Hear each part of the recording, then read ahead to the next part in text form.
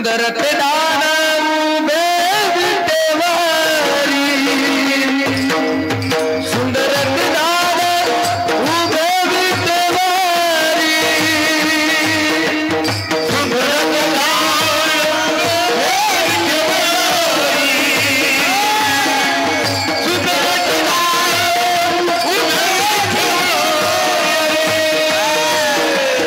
सुंदर ते दान उभे विटेवारी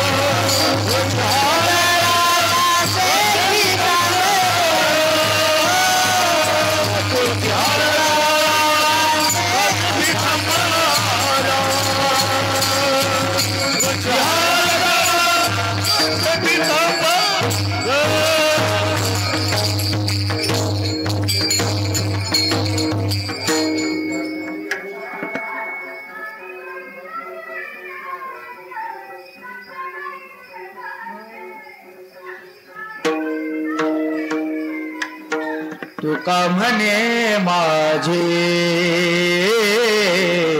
हेची सर्व सुख तुका म्हणे माझे हेची सर्व सुख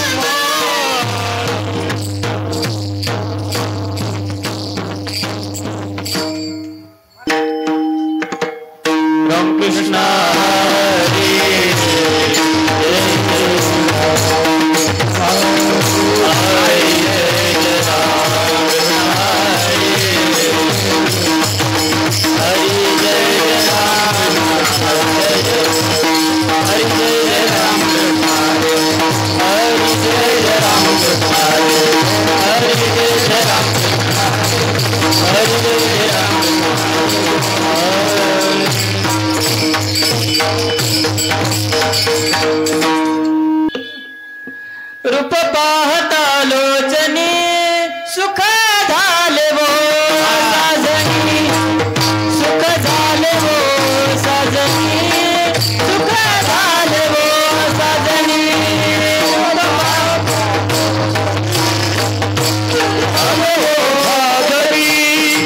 सुख झाले हो साजनी सुख झाले हो साजनी रूप पाहता लोचनी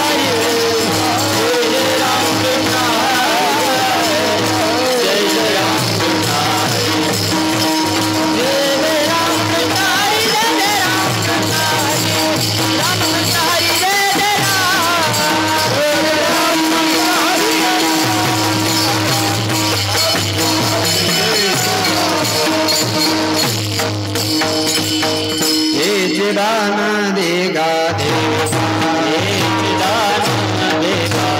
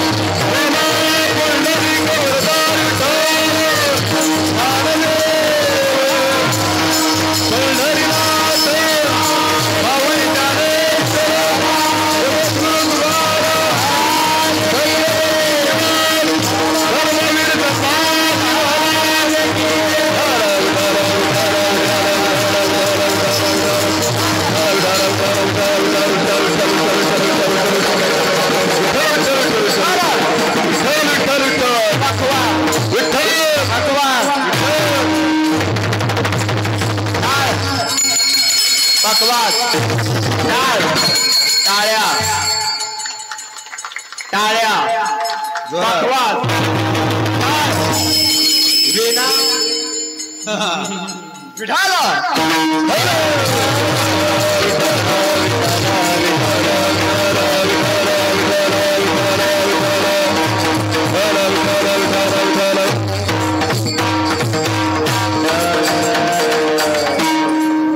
ऐका हेच दान देगा देवा तुझा विसरण व्हावा गोन गायीन आवडी हेची माझी सर्व जोडी ताप मारा न लगे मुक्ती धन संपदा संत संग देई सदा गुण गायीन आवडी हेची माझी सर्व जोडी तुका म्हणे गर्भवासी सुखे घालावे अम्मासी गुण गायीन आवडी हेची माझी सर्व जोडी विठाल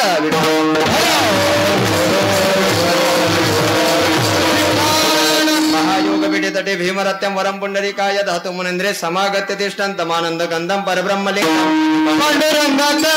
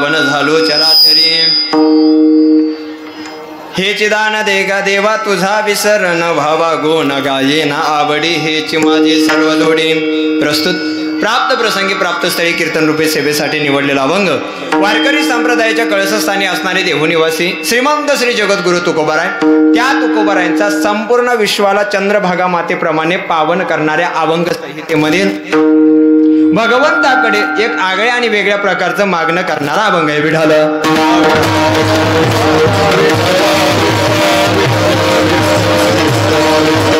कीर्तनाला सुरुवात करण्या अगोदर अल्पसा परिहार देणं अत्यंत गरजेचं आहे, किंबहुना ते वक्त्याचं कर्तव्य आहे असं म्हटलं तरी काही हरकत नाही. विश्व माऊली महावैष्णव ज्ञानोबारायांच्या संजीवन समाधी सोहळ्याच्या निमित्तानं चालू असलेला हा आपला भव्य दिव्य अखंड हरिनाम सप्ताह या वर्षीची ही जागराची कीर्तन रूपे सेवा माझ्यासारख्या लहान कीर्तनकाराकडे आली आणि ज्येष्ठ श्रेष्ठ सर्वच महाराज मंडळी आज माझ्या कीर्तनामध्ये टाळ घेऊन उभे आहेत. हे माझं परमभाग्य आहे. या कीर्तनासाठी उपस्थित असणारे रत्नागिरी रायगड जिल्ह्याचं भूषण म्हणून दोन्ही जिल्ह्याचं भूषण म्हणून ज्यांना ओळखलं जातं परमस्नेही परम आदरणीय आमचे निलेश महाराज पवार आज कीर्तनासाठी उपस्थित आहेत. महाराजांसाठी एकदा आपल्या जोरदार टाळ्या वाजू द्या. परमस्नेही परममित्र आदरणीय आमचे रोशन महाराज दंत महाराज सुद्धा आज कीर्तनासाठी उपस्थित आहेत. महाराजांना सुद्धा मनापासून धन्यवाद देतो. परम आदरणीय परमपूजनीय काल ज्यांचं आपण कीर्तन श्रवण केलं असे आदरणीय गुरुवर्य आमचे आंग्रे बाबा सुद्धा आज कीर्तनामध्ये टाळ घेऊन उपस्थित आहेत. बाबांना सुद्धा धन्यवाद देतो. आदरणीय आमचे विनायक महाराजांना धन्यवाद देतो. चोरगे पाटील असतील त्यांना धन्यवाद देतो. परम आदरणीय गुरुवर्य शिवाजी बाबा सुद्धा आज कीर्तनामध्ये उपस्थित आहेत. बाबांना सुद्धा मनापासून धन्यवाद देतो. माझ्यावरती नितांत प्रेम करणारे सर्व नामवंत दिग्गज महाराज मंडळी आमच्या सर्वांना मोलाचं मार्गदर्शन करणारे परमपूजनीय आदरणीय महाराष्ट्रातील खूप गायन क्षेत्रातील मोठं नाव शंकर महाराज इंगोले महाराज सुद्धा आज कीर्तनामध्ये उपस्थित आहेत. आमच्या सर्वांचं लाडकं वैभव आज गुरुजींचं कीर्तन त्या पाण्याच्या टाकीजवळ असल्यामुळे गुरुजी तिकडे कीर्तनाला गेलेत. गुरुजींनाही मनापासून धन्यवाद देतो. आदरणीय आमचे दहिवळ शेठ माझ्या कीर्तनासाठी खास आले त्यांनाही मनापासून धन्यवाद देतो. सर्वच नामवंत महाराज मंडळी आपल्या सगळ्यांबद्दल आमच्या सगळ्यांना प्रेम आहे आणि त्या प्रेमाच्या पोटी आपण सर्वजण आपल्या या अखंड हरिनाम सप्ताहामध्ये उपस्थित आहात. आपल्या सगळ्यांच्या चरणामध्ये नतमस्तक होतो आणि बरोबर 8:45 कीर्तन संपवतो. विठाल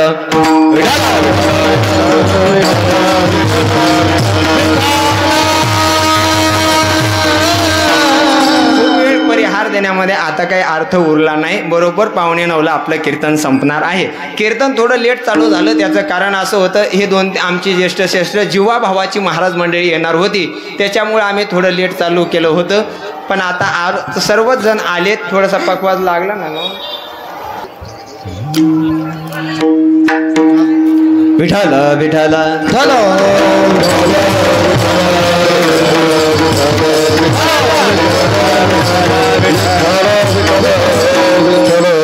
अभंगाचा थोडासा विचार आपण करणार आहोत. धावत्या वेगामध्ये आपल्याला जमेल त्या पद्धतीनं चिंतन करण्याचा प्रयत्न आपण करणार आहोत. अभंग जगद्गुरु तुकोबारायांचे संजीवन समाधी सोहळ्याच्या निमित्तानं चालू असलेल्या या भव्य दिव्य अखंड हरिनाम सप्ताहामध्ये उद्या विश्व माऊली महावैष्णव ज्ञानोबाराय समाधीस्थ होणार उद्याचा समाधी सोहळा आहे आणि त्या अगोदर ज्ञानोबारायांकडे आपल्याला काहीतरी विशेष प्रकारचं मागणं मागायचं आहे म्हणजे आपल्या जीवनाचं सार्थक झाल्याशिवाय राहणार नाही. आजचा अभंग जगद्गुरु तुकोबारायांचा आहे. तुकोबाराय या अभंगामधून विश्व जगाच्या मालकाकडे काहीतरी आगळ्या आणि वेगळ्या प्रकारचं मागणं मागतात. मागत असताना आपण आतापर्यंत शेकडो कीर्तन ऐकले, हजारो कीर्तन ऐकले किंवा अनेक वर्षांपासून आपण परंपरेमध्ये ऐकत आलेलो आहोत. महाराज जगाच्या मालकाकडे काही मागायचं नाही ठरलेलं असताना सुद्धा आज जगद्गुरु तुकोबाराय भगवंताकडे का मागतात असा प्रश्न आपल्या डोळ्यासमोर आल्याच्या नंतर अनेक ज्येष्ठ श्रेष्ठ गुरुवर्य महाराज मंडळी आज कीर्तनामध्ये उपस्थित आहात.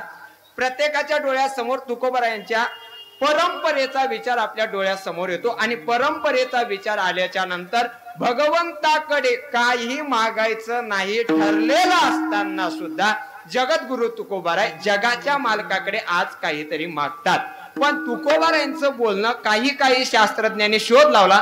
म्हणले महाराज तुकोबारायचं बोलणं काही आम्हाला पटत नाही. ज्या अर्थी तुकोबाराय देवाकडे काही मागायचं नाही ठरलेलं असताना सुद्धा आज जगद्गुरु तुकोबाराय भगवंताकडे काहीतरी मागतात, हे काय आमच्या बुद्धीला पटत नाही. आम्ही तुकोबारायांच्या मताशी अजिबात सहमत नाही. अहो तुकोबारायांचं चाललं काय, देणारा दिसला का तुकोबाराय घेत चालले, आणि द्यायचं म्हणलं आणि कोणी दुसरा मागायला लागला का त्याच्या जीवनाचा धिक्कार हो असं तुकोबाराय म्हणतात. हे काय आम्हाला पटत नाही. मग जगद्गुरु तुकोबारायांना असा प्रश्न साधक लोकांनी विचारल्याच्या नंतर तुकोबाराय म्हणतात, बाबा देवाकडे काही मागायचं नाही हे जरी आमचं ठरलेलं असेल, पण माझ्या 8 पिढ्याचा जर तुम्ही विचार केला तर माझ्या पिढ्यांमध्ये जगाच्या मालकाकडे कोणीही काहीही मागितलं नाही.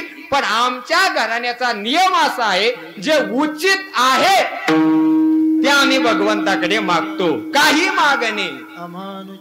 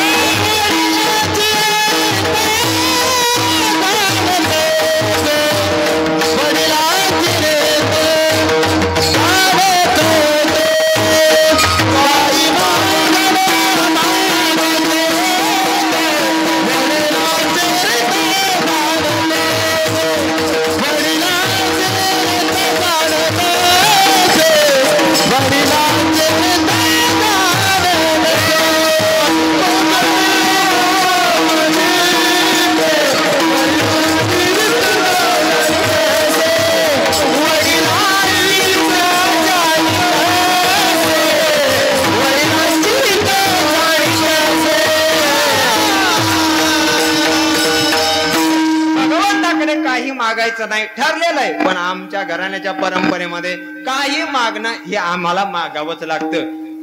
जे उचित आहे ते आम्ही भगवंताकडे मागतो आणि जे अनुचित आहे ते आम्ही भगवंताकडे मागत नाही. मग उचित काय आणि अनुचित काय, महाराज या 2 प्रश्नाची उत्तर जरा आम्हाला द्या. जगद्गुरु तुकोबाराय म्हणतात, अरे उचित काय, जे चांगलं आहे ते भगवंताकडे मागायचं आणि जे चांगलं नाही ते भगवंताकडे मागायचं नाही. सोपं अलीकडच्या काळातलं उदाहरण मी तुमच्या समोर देईल, लक्षपूर्वक ऐका. एक म्हातारी बसमध्ये बसली.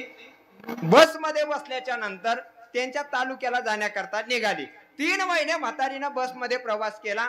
बसमध्ये प्रवास केल्याच्या नंतर महाराज 3ही महिने म्हातारी कंडक्टरला किलो बदाम खायला देत होती. किलो बदाम खाल्ल्याच्या नंतर 3 महिन्यानंतर म्हातारीला प्रश्न पडला त्या कंडक्टरला, अरे 3 महिने झाले म्हटले, आजी मला किलो बदाम खायला देते. लक्षपूर्वक ऐका, उचित काय आणि अनुचित काय याच्यातला फरक मला तुम्हाला सांगायचा आहे. 3 महिने बदाम खाल्ल्याच्या नंतर कंडक्टरला प्रश्न पडला, म्हटले आजी 3 महिने झाले तू मला किलो बदाम खायला देते, बघ आज 40 किलोचा मी 50 किलो झालो, आता एवढं तुझं प्रेम माझ्यावरती होतं. म्हातारी म्हटली, हे बघ गप्पच, माझं तुझ्यावर काही प्रेम नाही, माझा तुझ्यात काही अजिबात जीव नाही. तो म्हटला असं कसं काय, 3 महिने झाले मला किलो बदाम खायला देते. म्हातारी म्हणे, हे बघ बाबा, माझ्या तोंडात दात नाहीत, हे बदाम मला चावत नाहीत, मी चघळून एका कॅरी बॅग मध्ये भरते आणि ते तुला खायला देते. आता ऐका, म्हातारीनं कंडक्टरला बदाम खायला देणं हे उचित आहे, पण चघळून खायला देणं आंग्रे बाबा हे अनुचित आहे. विढाल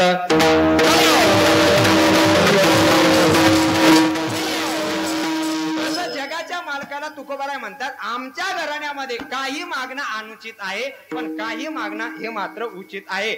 आणि जे उचित आहे ते आम्ही भगवंताकडे मागितल्याशिवाय राहत नाही. बरं महाराज, भगवंताकडे मागत असताना सुद्धा आपण काय मागावं हे सुद्धा बऱ्याचशा लोकांना कळत नाही. बरं काहींना कीर्तनामध्ये काय सांगितलं हे सुद्धा कळत नाही. आता एवढ्या लांबून आपण या पालखी सोहळ्यासाठी आलो, ज्ञानोबारायांच्या समाधी सोहळ्यासाठी आलो, कोकणातनं दिंड्या पालखी घेऊन आलेले आहेत.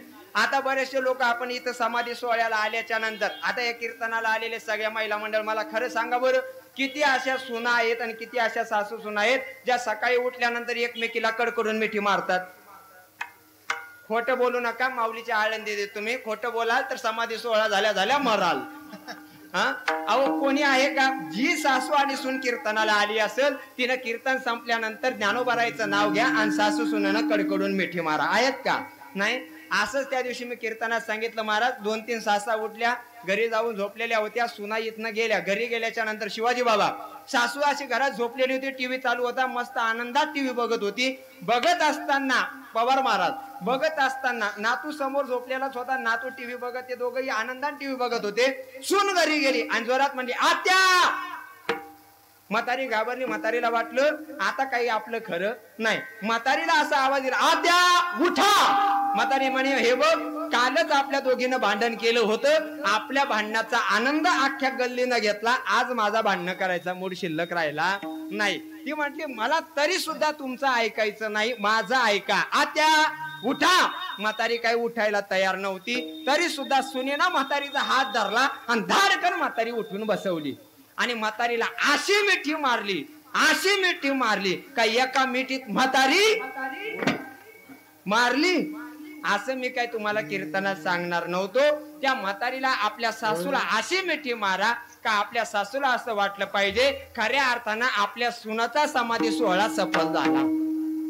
पण असं काय आपण करणार नाही. म्हणून महाराज म्हणतात भगवंताकडे मागत असताना सुद्धा काहीतरी विशेष प्रकारचं मागितलं पाहिजे. पण तुकोबाराय म्हणले, देवा तुझा स्वभाव असा आहे, तू अगोदर घेतो आणि मग नंतर देतो. मला तुझ्याकडे मागायचंय हे तर मला बरोबर वाटतंय. का तर जगद्गुरु तुकोबाराय देवाच्या समोर उभे असताना जगाच्या मालकाच्या डोळ्यात पाणी आलं महाराज. आणि तुकोबारायला जगाचे मालक म्हणायला लागले, तुकोबाराय माझ्याकडे काहीतरी तुम्ही मागा. म्हटल्याच्या नंतर तुकोबाराय जगाच्या मालकाला म्हणतात, देवा तू जे मला देणार आहे ते मला अजिबात नको. मनसी काही मागा हेच देगा पांडुरंगा. मला तुझ्या मनानं जे तू मला देणार आहे त्याच्यात मला अजिबात आवड नाही. मग तुकोबारायांना विचारलं, तुम्हाला कशात आवड आहे? हेच महाराज अभंगाच्या प्रथम दान देगा देवा.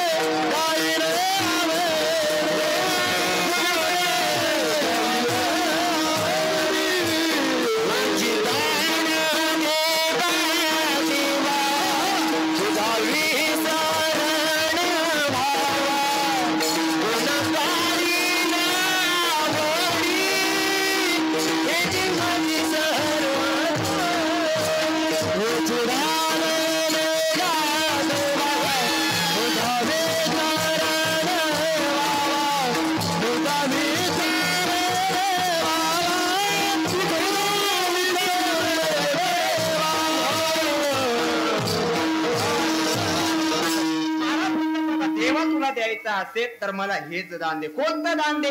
हेच दान दे गा देवा. मला फक्त माझ्या जीवनामध्ये जर तुला दान द्यायचं असेल तर फक्त एकच दान दे. कोणतं? तुझा विसर न व्हावा. भगवंता, आम्हाला आमच्या जीवनामध्ये आमचा प्रपंच करत असताना, आमचं सगळं घरदार चालवत असताना आम्हाला फक्त तुझा विसर होऊ देऊ नको. नाहीतरी आजकाल पैसा जर आपल्या जवळ आला तर माणसं भगवंताला विसरतात. जेवढा पैसा जास्त आल्याच्या नंतर जेवढा गरिबीत परमार्थ घडतो तेवढा श्रीमंतीत घडत नाही. श्रीमंत झाल्याच्या नंतर माणसाला असं वाटतं मला आता कोणाची गरज राहिली नाही. पण ऐका, काही जरी झालं तर तुकोबारायांच्या मनाची अवस्था अशी होती. तुकोबाराय म्हणतात, देवा माझ्या जीवनामध्ये मला कसलीही कमी नाही, फक्त मला एक द्यायचंच असेल तर फक्त माझ्या जीवनातलं पहिलं दान दे. मला तुझा जीवनभर विसर पडू देऊ नको. आता जरी आपण म्हणत असतो महाराज, अहो तुकोबारायला देवाकडे काहीच मागायचं नव्हतं, मग आज तुकोबाराय विसर पडू देऊ नको असं का म्हणतात? तर महत्वाचा मुद्दा आहे का, कधी कधी आपलं काय ठरलेलं आहे याच्यापेक्षा समोर देणारा कोण आहे याच्यावरती निर्णय अवलंबून असतो. लंकेमधून सीता मातेला घेऊन प्रभू श्रीरामचंद्र अयोध्येमध्ये आले होते. आल्याच्या नंतर प्रभू श्रीरामचंद्रांनी सीता मातेने रत्नाचा हार घेतला, हनुमंतरायाच्या हातामध्ये दिला. हनुमंतरायाच्या हातामध्ये हार दिल्याच्या नंतर हनुमंतरायाने तो हार घेतला, एका दगडावरती जाऊन बसले. त्या रत्नाच्या हातामध्ये घेतल्याच्या नंतर त्याचा एक एक मणी हनुमंतरायाने दातांनी फोडायला सुरुवात केली. दुसरे वानरसेना जवळ आली, म्हटले, ओ हनुमंतराय, अहो तुम्हाला काही कळतं का नाही? अहो ते रत्न आहेत, असं रत्न कोणालाही मिळतं का? तुम्हाला एवढं सीता मातेने रत्नाचा हार दिला, तुम्ही का हा हार एक एक मणी फोडताय? प्रभू हनुमंतरायाने त्या सोबत आलेल्या वानराला प्रश्न विचारला. म्हटले, हे बघ, मला काही या रत्नाच्या हारामध्ये अजिबात आवड नाही, मला याची अजिबात रुची नाही. मग तुम्हाला आवड नव्हती, तुम्हाला याच्यात रुची नव्हती, तर तुम्ही तो मातेकडून हार घेतला तरी कशाला? त्यावेळेस हनुमानरायांनी दिलेलं उत्तर खूप गोड आहे. हनुमानराय म्हणतात, अरे बाबा, मला या रत्नात अजिबात आवड नव्हती, हे घेण्याची सुद्धा माझी इच्छा नव्हती, पण समोर देणारी आई होती आणि आईचा अपमान होऊ नाही म्हणून ते रत्न मी घेतले. जोपर्यंत या रत्नात माझा राम मला दिसत नाही तर हे रत्न सुद्धा माझ्या काही कामाचं नाही.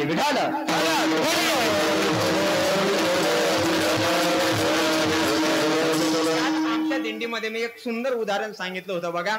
जरा आवाजाचा गोंधळ असल्यामुळं बऱ्याचशांना ते उदाहरण कळालं नव्हतं, पण आज पुन्हा एकदा तुमच्या समोर सादर करण्यात प्रयत्न करतो. लक्षपूर्वक ऐका. काही शास्त्रज्ञ म्हणत असतात, एका जणाने विचारलं, म्हटले, महाराज तुम्ही जगाच्या मालकाचं एवढं भजन करता, रात्रंदिवस म्हणता, अरे भगवंताचं भजन करा, भगवंताचं नामस्मरण करा, विठ्ठल विठ्ठल विठ्ठल तुम्ही मुखानं म्हणा, तुम्ही सगळ्या जगाला वरडून सांगता. माझा तुमच्या सगळ्यांना एक प्रश्न असा आहे, मला सांगा बरं, तुमचा देव हा काय खातो आणि तुमचा देव काय करतो? या दोन प्रश्नाचं उत्तर मला जरा समजावून सांगा. सगळ्या लोकांना विचार पडल्याच्या नंतर त्या राजाने ज्याच्या महालामध्ये एक महाराज शास्त्री ठेवलेले होते आणि त्या शास्त्रींना सगळ्या बाकीच्या लोकांचा प्रश्न होता. म्हटले, महाराज या शास्त्रींना प्रश्न विचारा. म्हटले, तुमचा देव खातो काय? उदाहरण कळालं तर टाळे वाजवायला कुचारूपणा करू नका. आताच नका वाजवू, उदाहरण सांगितलंच नाही. शास्त्रीला प्रश्न विचारा. म्हटले, तुमचा देव काय खातो आणि तुमचा देव काय करतो? या प्रश्नाचं उत्तर जरा आम्हाला समजावून सांगा. सांगा म्हटल्याच्या नंतर राजाला विश्वास होता, आपले शास्त्री या प्रश्नाचं उत्तर दिल्याशिवाय राहणार नाहीत. पण बाकीच्यांच्या पोटात दुखत होतं. कारण का? या शास्त्रीसाठी राजानं महाल बांधून दिलेला होता. सगळे जवळ आले, राजमहाल भरलेला होता. शास्त्री सुद्धा त्या राजमहालामध्ये आलेले होते. आलेल्या शास्त्रीला राजाने प्रश्न विचारला. म्हटले, शास्त्रीजी, माझा तुम्हाला दोन प्रश्नाचे उत्तर द्यावं लागणार आहेत. पहिला प्रश्न आहे, तुमचा देव काय खातो आणि तुमचा देव काय करतो? शास्त्रीला असं हसले मनामध्ये, अरे काय साधारण प्रश्न विचारला. म्हटले, आमचा देव काय खातो? आमचा देव पुरणपोळीचा नैवेद्य खातो. आमचा देव भक्तांनी जे आनंदानं दिलेलं आहे हे सगळंच्या सगळं देव आमचा खातो. पण राजाला त्यांचं उत्तर पटलं नाही. राजाने सांगितलं, तुम्हाला 10 दिवसाचा वेळ मी देतो. 10व्या दिवशी जर तुम्ही माझ्या प्रश्नाचं उत्तर नीट दिलं नाही तर तुमचा महाल जाणार आणि जमीन सुद्धा मी वापस घेणार. शास्त्री निघाले. 9 दिवस विचार केला. म्हटले राजाला आता नेमकं उत्तर द्यायचं काय. 8व्या दिवशी 9व्या दिवशी झाडाखाली बसले. झाडाखाली बसल्याच्या नंतर एका शेतकऱ्याचं पोरग त्या शास्त्रींच्या जवळ आलं. शास्त्रींनी असा डोक्याला हात लावला होता. म्हटले अरे आता राजांना जर प्रश्नाचं उत्तर देता आलं नाही शिवाजी बाबा तर नक्की माझा महाल गेल्याशिवाय राहणार नाही. मनात प्रश्न आला होता. तेवढ्या शेतकऱ्याचं पोरग जवळ आलं आणि त्या पोरानं त्या शास्त्रींना विचारलं. म्हटले महाराज अहो कशाला चिंता करत बसलात. त्याने सांगितलं अरे काय बाबा तुला काय सांगावं. नाही म्हटले विचारा माझ्या शिष्याला प्रश्न विचारला. अरे सांग तुमचा देव काय खातो. शिष्याने खूप गोड उत्तर दिलं. बारकाईनं ऐका. तो शिष्य म्हणाला राजन आमचा देव काय खातो असा प्रश्न तुमचा होता ना तर आमचा देव माणसाच्या मनात निर्माण झालेला अहंकार खातो. हे पहिल्या तुमच्या प्रश्नाचं उत्तर आहे. आणि आता तुमच्या प्रश्नाचं दुसरं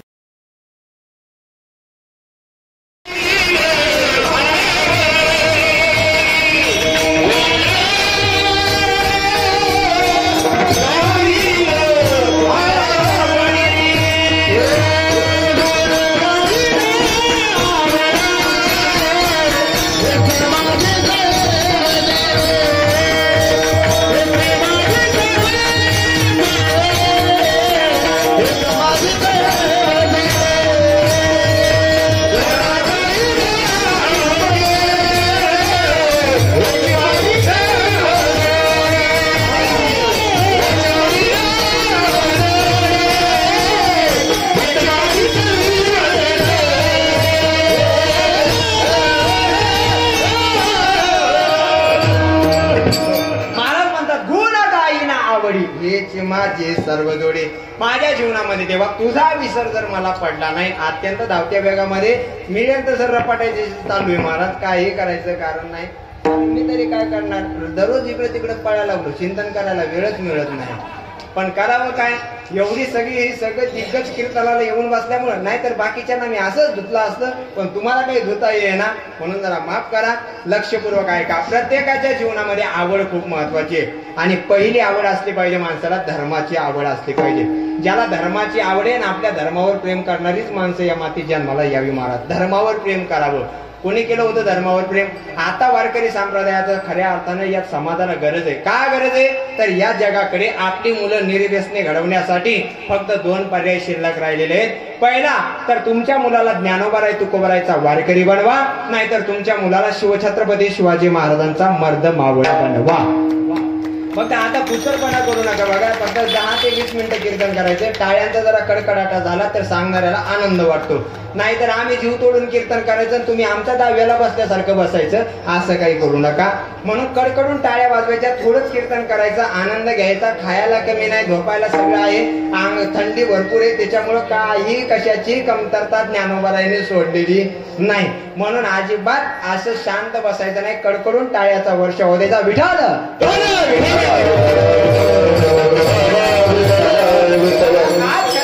धर्माला गरज या मातीला गरज आहे आपल्या धर्मावर प्रेम करणाऱ्या माणसांची. धर्मावर प्रेम कोणी केलं होतं. धर्मवीर संभाजी महाराजांनी हे धर्मावरती प्रेम केलं होतं. अहो किती प्रेम असेल धर्मवीर संभाजी महाराजांचं या आपल्या हिंदू धर्मावरती. महाराज आलमगीर औरंगजेबाच्या दरबारात ज्यावेळेस संभाजी महाराजांना नेलं होतं ना त्यावेळेस आलमगीर औरंगजेब संभाजी राजांच्या समोर येऊन उभा राहिला होता. संभाजी राजांना म्हणत होता शंभूराजे आप एक बार कहे दो ये हिंदू धर्म छोड़ने के लिए मैं तैयार हूँ. अरे कळला असेल छावत संभाजी राजा हे आलमगीर औरंगजेब तू थांबलास आमच्या मुखातून एक माफीचा शब्द ऐकण्यासाठी.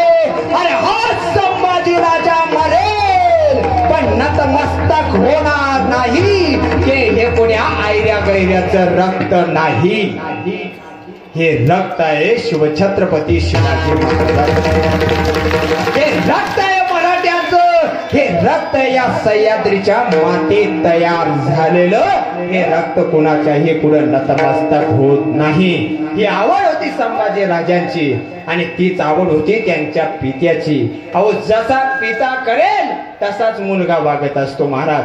छत्रपती शिवाजी महाराजांनी सुद्धा धर्मावर प्रेम केलं, संभाजी राजांनी सुद्धा धर्मावर प्रेम केलं आणि तुकोबाराय म्हणतात आम्ही सुद्धा आमच्या मालकावर प्रेम करतो. एक धरीला चित्ती आम्ही रोखमाईचा पती. जगाच्या मालकावरती आमची नितांत श्रद्धा आहे आणि त्या श्रद्धेपोटी आम्ही त्याचं फक्त गुणगान करणार आहे. एक उदाहरण धावत्या वेगामध्ये आपल्या सर्वांच्या समोर मांडतो बघा.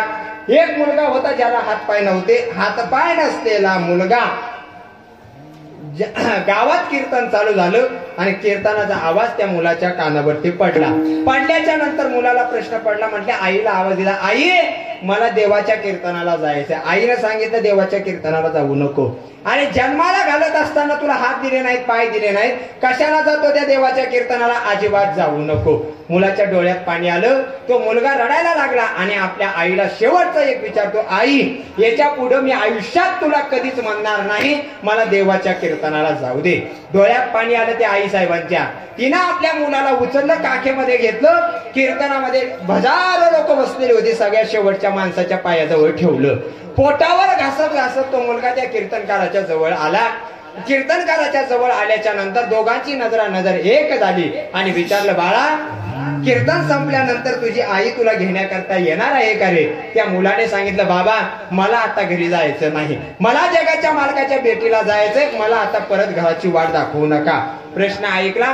कीर्तन संपलं. सगळे वारकरी झोपण्याकरता गेले. बाबा सुद्धा झोपण्याकरता गेले. गेल्याच्या नंतर महाराज सकाळ झाली आणि सकाळ झाल्याच्या नंतर सगळे वारकरी जागे झाले. काकरा झाला. विना गळ्यात घेतला भानुदास बाबांनी आणि भानुदास बाबांनी वारकऱ्यांना विचारलं, अरे म्हणले रात्री जो एक मुलगा आला होता त्याला हात नव्हते, पाय नव्हते, सांगा बरं तो मुलगा कुठे गेला? सगळ्या वारकऱ्यांनी सांगितलं, बाबा कीर्तन संपलं आणि तो मुलगा इथून निघून गेला, आम्हाला माहित नाही गेला कुठं. ठीक आहे म्हणले, गेला असेल घरी. बाबा जाण्याकरता निघाले. दिंडी पंढरपूरकडे निघाली. जात असताना महाराज प्रत्येक गावामध्ये दिंडीच्या भोजनाची व्यवस्था आपोआप व्हायला लागलेली होती. दिंडीच्या भोजनाची व्यवस्था व्हायला लागल्याच्या नंतर भानुदास बाबाला असं वाटलं असेल, आपण सगळं भगवंताच्या नावावर सोपलेलं आहे, मग तुझी चिंता त्याची सर्व आहे. अहो आमची चिंता करणारा जगाचा मालक विटेवर उभा आहे. त्या विटेवर उभा असलेल्या मालकाला आमची चिंता आहे आणि मालकानंच आमच्या दिंडीच्या भोजनाची व्यवस्था केलेली आहे. या बाबा विठ्ठल विठ्ठल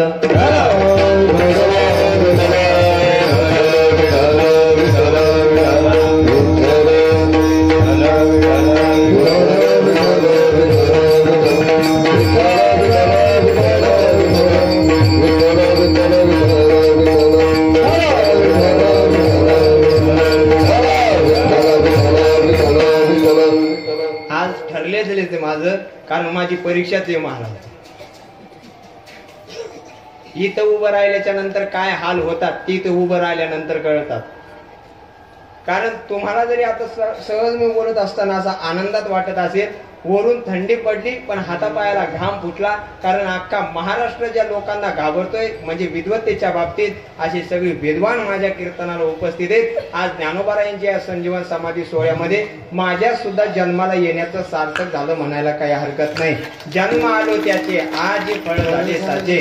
आज परमपूजनीय आदरणीय गुरुवर्य आमचे मडवी बाबा कीर्तनामध्ये उपस्थित आहेत. खऱ्या अर्थानं मला असं वाटतं बाबांच्या रूपाने जर ज्ञानेश्वरी ऐकल्याच्या नंतर जर मन भरत असेल ना एकदम आनंदानं, 2 विद्यार्थी येऊ द्या नाहीतर 100 विद्यार्थी येऊ द्या, पण 100 विद्यार्थी आल्याच्या नंतर सुद्धा बाबा त्याच आनंदानं शिकवतात आणि 2 विद्यार्थी आल्याच्या नंतर सुद्धा बाबा त्याच आनंदानं शिकवतात. असं आळंदीतलं आमच्या विद्वान रत्न म्हणजे गुरुवर्य बाबा आहेत आणि बाबा आज माझ्या कीर्तनाला येऊन बसले म्हणजे तळपायाला घाम फुटला. पण खऱ्या अर्थानं म्हणतात श्री गुरु सारिका असता पाठीराखा. बाबांचा आशीर्वाद, सर्व गुरुवर्यांचा आशीर्वाद माझ्या पाठीशी आणि म्हणून मी 10 मिनिटं बोलणार आहे. विठ्ठल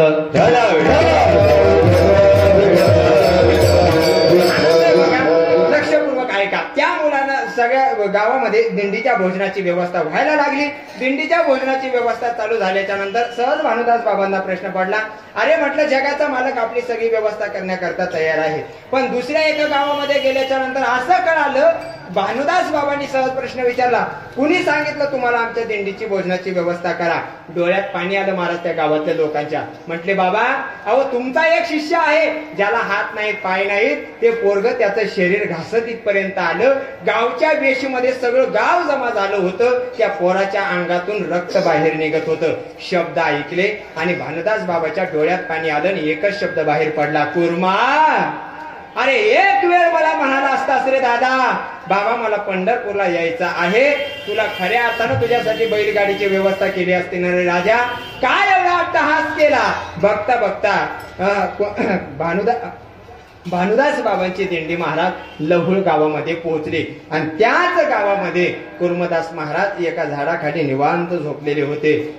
श्वासानं माती जमिनीची वर उडत होती आणि उडणाऱ्या मातीला जणू कुर्मदास महाराज सांगत होते, हे आई इथपर्यंत तू मला साथ दिली ग, जगाच्या मालकाच्या दर्शनाची ओढ माझ्या मनात होती. आई आता तू मला साथ देण्याकरता तयार आहे, पण हे शरीर मला आता साथ देणार नाही ग. संध्याकाळची वेळ झाली महाराज. भानुदास बाबांची दिंडी गावात पोहोचली. वारकऱ्याच्या पखवादाचा, टाळाचा आणि अभंगाचा आवाज कानावरती पडला. मन भरून आलं. डोळ्यातून पाणी पडायला लागलं आणि ते पाणी मात्र जमिनीवरती पडत होतं. त्या पडणाऱ्या पाण्याला सांगत होते, अरे सांगा ना माझ्या भगवंताला एक वेळ तरी मला भेट दे रे देवा. हा शब्द त्यांच्या मनामध्ये चालू होता. वारकऱ्याने सांगितलं, भानुदास बाबा अहो बघा ना त्या कुर्मदासाची अवस्था काय झालेली आहे. सगळ्यांच्या डोळ्यात पाणी आलं. भानुदास बाबांनी स्वतःच्या गळ्यातला विणा काढला, बाजूला ठेवला. भानुदास बाबा पळत यावे आणि त्या पोटावर झोपलेल्या कुर्मदास महाराजांना पाठीवरती केलं आणि संतांनी एका सामान्य लेकरासाठी हंबरडा फोडला. ही काही सामान्य गोष्ट नाही. अहो रडायला लागले भानुदास महाराज. अरे म्हणतात, अरे बाळा, अरे काय एवढा अट्टहास केला राजा, तुझ्या छातीवर मांसाचा तुकडा शिल्लक राहिला नाही रे. अरे हाडं दिसायला लागली. कुर्मदास महाराजांनी फक्त एक शब्द म्हणला असेल, बाबा माझा विश्वास तुमच्या शब्दावर होता. संताची एक पायी हा माझा विश्वास, सर्व भावे दास झालो त्यांचा. बाबा माझा तुमच्यावर विश्वास होता. तुम्ही म्हणाला होता ज्याला कोणीच नसेल त्याला जगाचा मालक पंढरपूरमध्ये भेटेवर उभा आहे. आणि मला सुद्धा मनामध्ये आनंद होता बाबा, म्हणून मी जगाच्या मालकाच्या भेटीला निघालो होतो. पण हे शरीर आता मला साथ देण्याकरता तयार नाही. जगाच्या मालकाला माझा निरोप सांगा. एवढा करा उपकार, सांगा देवा नमस्कार. जगाच्या मालकाला माझा नमस्कार सांगा. भानुदास बाबा पंढरपूरमध्ये जातात. जगाच्या मालकाच्या समोर उभे राहिल्याच्या नंतर हंबरडा फोडून रडायला लागतात. जगाच्या मालकाच्या डोळ्यात पाणी आलं. मालकाने विचारलं, भानुदास बाबा आतापर्यंत तुमच्या डोळ्यात कधीच मी पाणी पाहिलं नाही, मग आज का रडताय? तेव्हा बाबांनी म्हणावं, देवा मी अनेक भक्त पाहिलेत रे, पण तुझ्यासाठी स्वतःचं शरीर जमिनीवर घासत येणारा कुर्मदास मी पहिल्यांदाच पाहिला देवा. जा म्हटलं त्या कुर्मदासाला एकदा शेवटचं दर्शन दे. त्या बालाचं, त्या मुलाचं जीवन, ज्याच्या जीवनाचं कल्याण होऊ दे. जगाच्या मालकाला भेटण्यासाठी हजारो वारकरी पंढरपूरमध्ये आले होते, पण जगाचा मालक कुर्मदास महाराजांना भेटण्यासाठी लहुळ गावात आला होता. लहुळ गावात आल्याच्या नंतर जगाच्या मालकानं कुर्मदास महाराजांचं डोकं आपल्या मांडीवरती ठेवलं. ठेवल्याच्या नंतर डोळे उघडले. जगाच्या मालकाचा चेहरा कुर्मदास महाराजांच्या डोळ्यासमोर दिसला. अरे रडायला लागले. जगाच्या मालकाच्या मांडीवर आपलं डोकं ठेवलं. ठेवल्याच्या नंतर जगाच्या मालकानं कपाळावरती हात ठेवला आणि एक शब्द म्हणावा, कुर्मदास महाराज सांगा मी तुम्हाला काय देऊ? हात देऊ, पाय देऊ, चांगलं शरीर देऊ, स्वर्ग देऊ, वैकुंठ देऊ, काय हवंय ते तुम्ही आज मला मागा. तेव्हा कुर्मदास महाराज जगाच्या मालकाला म्हणाले असतील, हो महाराज देवा, ज्याने रात्रंदिवस तुझं भजन केलं रे, त्यांच्या साधा तू स्वप्नात गेला नाही. मी फक्त हे शरीर तुला अर्पण केलं तर माझा प्राण तुझ्या मांडीवर सोडण्याचं भाग्य माझ्या जीवनात मला प्राप्त झालं. याच्यापेक्षा मोठं कोणतं भाग्य आहे का सांग ना देवा. मग म्हणतात ते कुर्मदास महाराज सुद्धा म्हणाले असतील, देवा मला तुझं काहीच नको, मला द्यायचंच असेल तर माझ्या जीवनामध्ये संतांची संगत दे.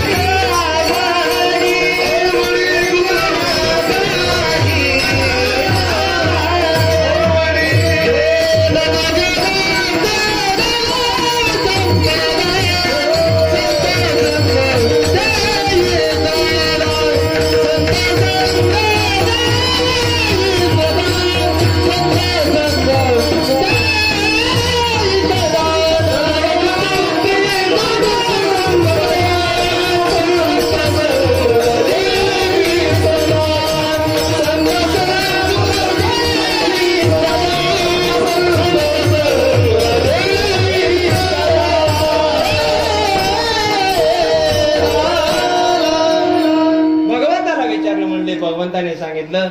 तुकोबाराय काहीतरी मागा म्हटल्याच्या नंतर तुकोबाराय म्हणतात, देवा आम्हाला धन नको, आम्हाला तुझी संपत्ती सुद्धा नको, आमच्याला जर द्यायचीच असेल ना तर आमच्या जीवनामध्ये संतांची संगत आमच्या जीवनामध्ये आम्हाला दे. कारण मनुष्याला नरदेह सहज मिळू शकतो. महाराज म्हणतात नर शरीर मिळू शकते, सगळ्या गोष्टी सहज मिळू शकतात, मोक्ष सुद्धा प्राप्त करता येतो, पण महापुरुषाची आणि संतांची संगत सहजासहजी प्राप्त होत नाही. मनुष्यत्व मोक्षत्व महापुरुष संश्रय. महाराज म्हणले सगळं काही प्राप्त होता येतं, पण संतांची संगत जीवनामध्ये प्राप्त करता येत नाही. म्हणून तुकोबाराय म्हणतात आम्हाला द्यायचं असेल तर आमच्या जीवनामध्ये संतांची संगत प्राप्त करून दे. 3 मिनिटाचा एक मुद्दा सांगतो, शेवटच्या चरणाकडे येतो. बघा लक्षपूर्वक ऐका. फक्त 5 मिनिट, हे 3 मिनिटाचं कीर्तन आपल्याला चांगलं ऐकायचंय आणि या कीर्तनातून आपल्याला पटतं काय ते नक्की आपण घरी घेऊन जायचंय. फक्त कोणी कोणाची चांगली चप्पल काढलेली असेल तेवढी घेऊन जाऊ नका, एवढी विनंती करा. कारण उद्या लोकांना घरी जायचंय, दुकानं उघडले नाही तर बिना चप्पलचं घरी जावं लागत. म्हणून विचार करा, फक्त कोणाचं काही घेऊन जाऊ नका. महाराज म्हणतात काय घेऊन जायचं असेल तर कधीतरी एक गोष्ट बारकाईनं ऐका, लक्षपूर्वक बारकाईनं आणि चिंतनानं ऐका. बघा माणूस मेल्याच्या नंतर स्वर्गात जाईल पवार महाराज, नरकात जाईल का वैकुंठात जाईल मला तुम्हाला सांगता येणार नाही, कारण मी अजून मेलो नाही आणि माझं कुठलं तिकीट अजून कन्फर्म झालेलं नाही. माणूस मेल्यानंतर स्वर्गात जाईल, वैकुंठात जाईल, नरकात जाईल सांगता येत नाही. ज्याच्या त्याच्या कर्माचं फळ हे ज्याला त्याला मिळणार आहे. पण लक्षपूर्वक ऐका. अरे ज्या दिवशी धर्मवीर संभाजी महाराज स्वर्गात गेले असतील ना त्या दिवशी देव सुद्धा स्वतःच्या सिंहासनावरून उठला असेल, संभाजी राजाला बघितला असेल, संभाजी राजाच्या जवळ आला असेल आणि संभाजी राजा असे ताट मानेनं देवाच्या समोर उभे असतील. संभाजी राजाकडे देव निघाला असेल, आला असेल माझ्या संभाजी राजाच्या जवळ आणि संभाजी राजाचा हात देवाना आपल्या हातात धरला असेल आणि संभाजी राजाला देव म्हणाला असेल, शंभूराजे या सुवर्णमय सिंहासनावर बसण्याचा अधिकार हा तुमचा आहे, हो तुमचा आहे. संभाजी राजाला घेऊन देव स्वतःच्या सिंहासनाकडे निघाला असेल. समोर शिवछत्रपती शिवाजी महाराज दिसले असतील. बापानं मुलाला बघितला असेल, मुलानं बापाला बघितला असेल. अरे बाप सुद्धा जागेवर तार दिशी उठला असेल आणि म्हणाला असेल, शंभू बाळा, ए शंभू बाळा. शब्द ऐकले असतील, बापाचा अंत करून भरत आला असेल. तो बाप संभाजी राजाच्या जवळ आला असेल, संभाजी राजाला कडकडून मिठी मारली असेल, दोघांच्या अंगावरती काटा उभा राहिला असेल. शंभू राजा, अरे काय एवढा अन्याय त्याच्यावर सहन केला रे बाळा. आबासाहेब तुमचा हा बाळा शब्द ऐकण्यासाठी हे कान आतुरले होते. तुमचा शंभू हे शब्द ऐकण्यासाठी माझे कान आतुरले होते. आबासाहेब तुमच्या शंभू बाळानं तुम्ही कष्टानं उभं केलेलं स्वराज्य अंगातल्या रक्ताच्या शेवटच्या थेंबापर्यंत आलमगीराच्या पायावर गहाण पडू दिलं नाही. आबा गहाण पडू दिलं नाही. अंगावरती काटे आले होते, दोघेही एकमेकांकडे बघत होते. अरे संभाजी राजाला पाहत असताना शिवछत्रपती शिवाजी महाराज संभाजी राजाच्या पाठीवर हात फिरवत होते. पाठीवर हात फिरवला असेल, बापाचा हात पाठीवर पडला. अरे कळाला असेल रे बापाला, माझ्या शंभूच्या पाठीवर मासाची साल नाही, माझा शंभू रक्तानं लावून निघाला होता. या आबासाहेबांचे हात आले असतील संभाजी राजाच्या गालावर. अरे संभाजी राजाच्या गालावर हात लागला असेल. पाहता पाहता संभाजी राजाच्या डोळ्यावरच शिवछत्रपती शिवाजी महाराजांना हात फिरवला असेल. संभाजी राजाच्या डोळ्यात शिवछत्रपतींचे बोट गेले असतील आणि तो बाप म्हणाला असेल, शंभू बाळा, तुमची डोळं फुटली शंभूराज. आबासाहेब हे डोळं कुण्या सामान्याचे नव्हती. आबा आम्ही त्या आलमगीराच्या समोर ताट मानेनं उभा होतो. आमच्यात फितूर झालेल्याने जर आमच्या पाठीत सुरा खोपसला नसता तर तुमच्या शंभून 7 समुद्रा पार सुद्धा स्वराज्याचा भगवाच फडकवला असतावा. शब्द ऐकले. अरे आपल्या पुन्हा पोराचे हात हातात घेतले. डोळे बघत राहिले होते शिवछत्रपती शिवाजी महाराज.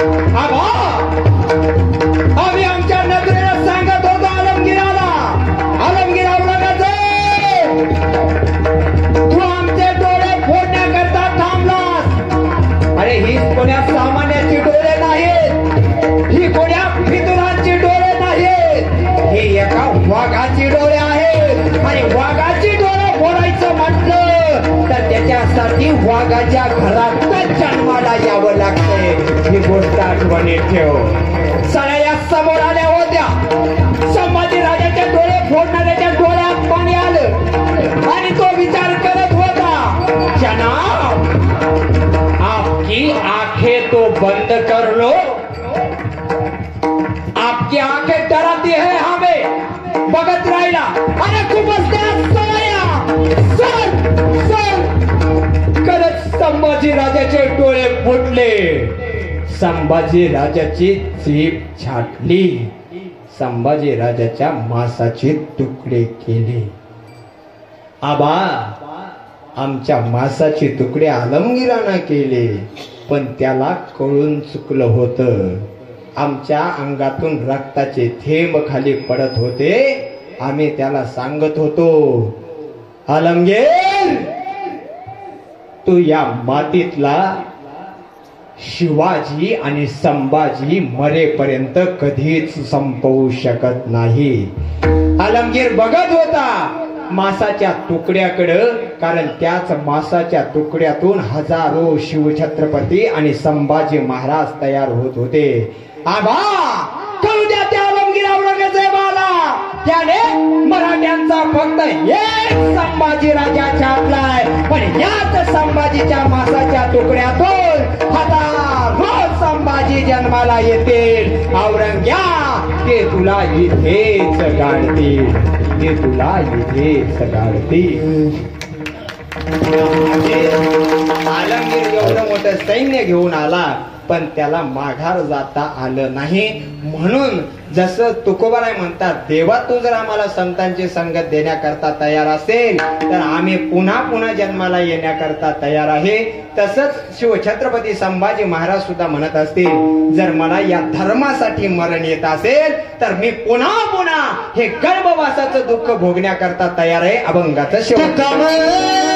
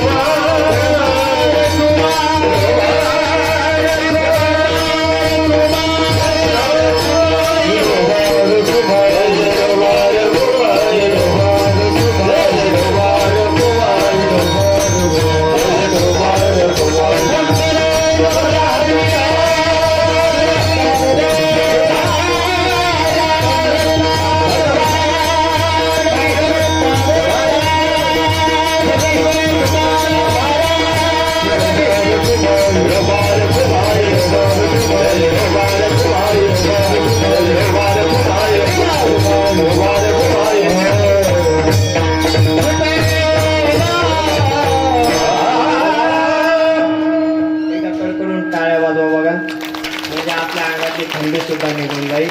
या सगळ्यांनी त्यांच्या गायनाच्या याच्यातून आपली आपली थंडी पळवली, पण आपली थंडी काही पळत नव्हती. म्हणून त्यांनी एवढ्या जोरदार चालीमध्ये शेवट केला. हा शेवट खूप गोड झाला, नाहीतर काही शेवटच लय खतरनाक करतात महाराज. पण ऐका, ही सगळी जीवाभावाची महाराज मंडळी आहेत. आदरणीय चिपळूण भागाचं वैभव म्हणून ज्यांना ओळखलं जातं, माझ्यावर नितांत प्रेम करणारे व्यक्तिमत्व आमचे निलेश महाराज पवार. काल एका शब्दात म्हणलं, दादा तुम्हाला उद्या यावंच लागतं. म्हटले महाराज अजिबात काळजी करू नका, मी उद्या जाणारच नाही, मी कीर्तनाला येणार. आज मित्राच्या शब्दाला मान देऊन आदरणीय आमचे निलेश महाराज पवार या कीर्तनासाठी उपस्थित राहिले. दादांना आमच्या भक्ती गुरुकुलाच्या माध्यमातून, आमच्या सत्ता कमिटीच्या माध्यमातून मी मनापासून धन्यवाद व्यक्त करतो. परमस्नेही परममित्र आदरणीय आमचे रोशन महाराज दंत सुद्धा आज कीर्तनासाठी उपस्थित राहिले, त्यांनाही मनापासून धन्यवाद देतो. कारण त्यांनी सुद्धा मला काल शब्द दिला होता, म्हणजे जाणार नाही, कीर्तनाला येणार.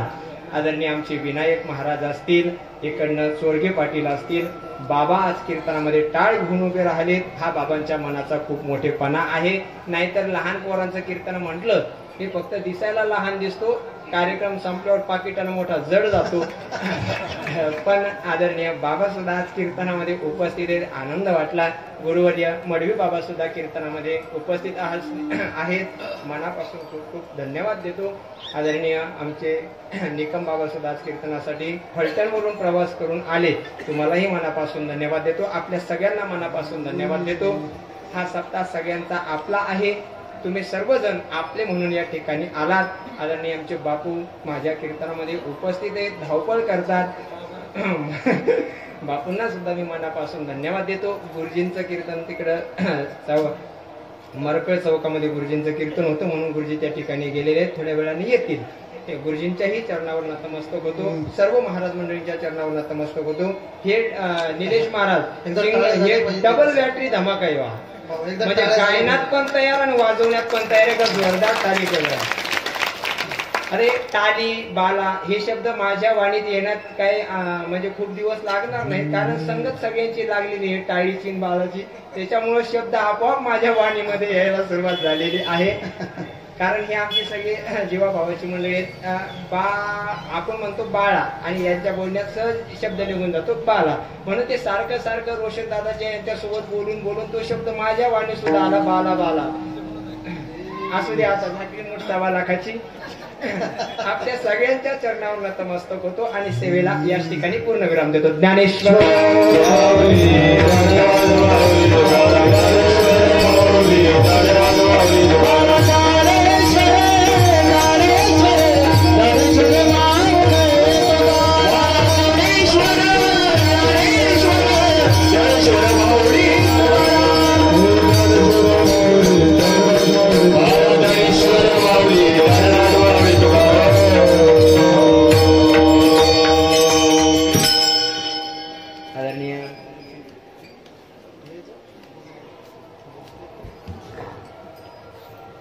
नमामि सद्गुरुं शांतं सच्चिदानंद विग्रहं पूर्ण ब्रह्म परानंद मिशनानंदी वल्लभ.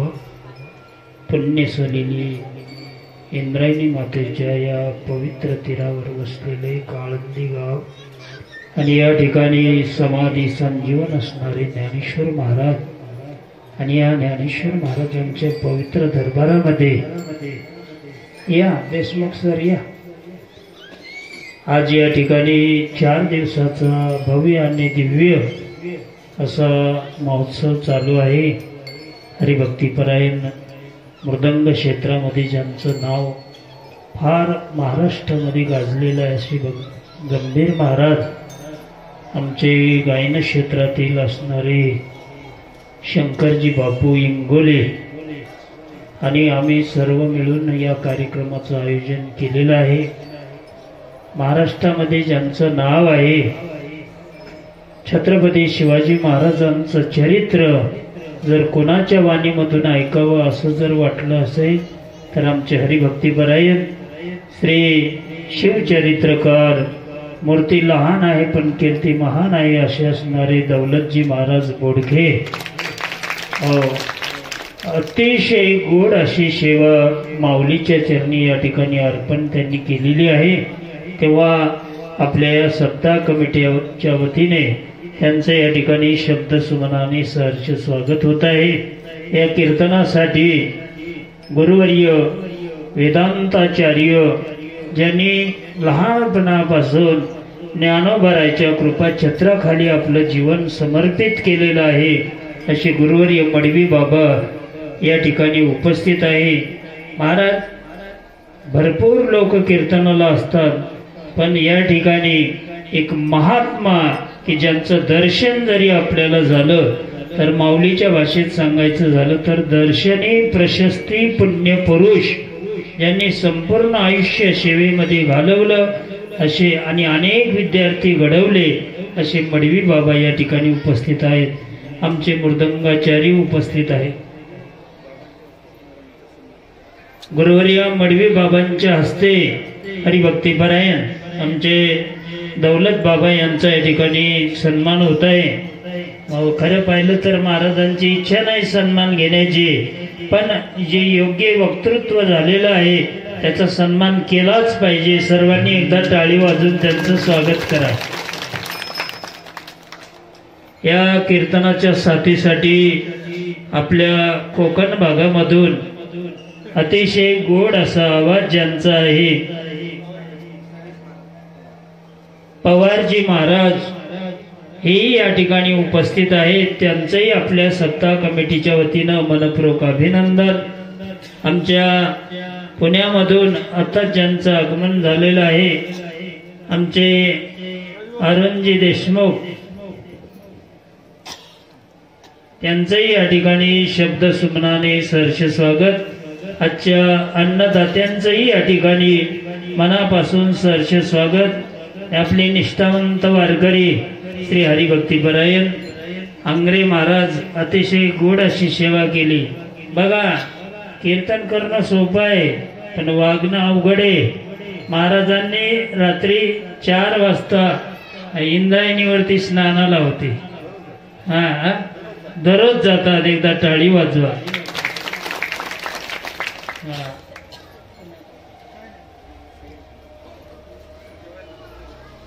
आता यानंतर पहिली पंगत पुरुष मंडळीची होईल। माता भगिनीने तोपर्यंत मंडपामध्ये थांबायचं आहे। विठोर